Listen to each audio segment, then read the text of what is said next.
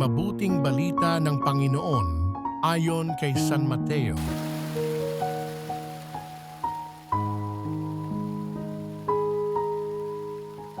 Noong panahong iyon, dumating si Jesus sa lupain ng Cesarea ng Filipos. Tinanong niya ang kanyang mga alagad, sino raw ang anak ng tao ayon sa mga tao?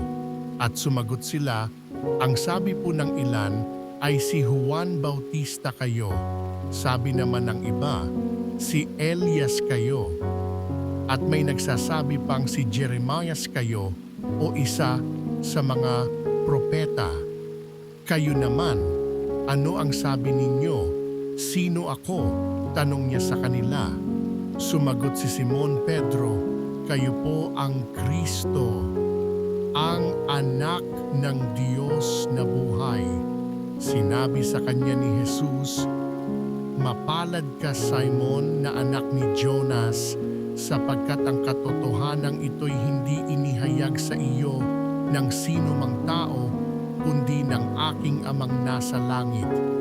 At sinasabi ko naman sa iyo, ikaw ay Pedro, at sa ibabaw ng batong ito ay itatayo ko ang aking simbahan, at hindi makapananaig sa kanya kahit ang kapangyarihan ng kamatayan. Ibibigay ko sa iyo ang mga susi ng kaharian ng langit. Ang ipagbawal mo sa lupa ay ipagbabawal sa langit, at ang ipahintulot mo sa lupa ay ipahihintulot sa langit.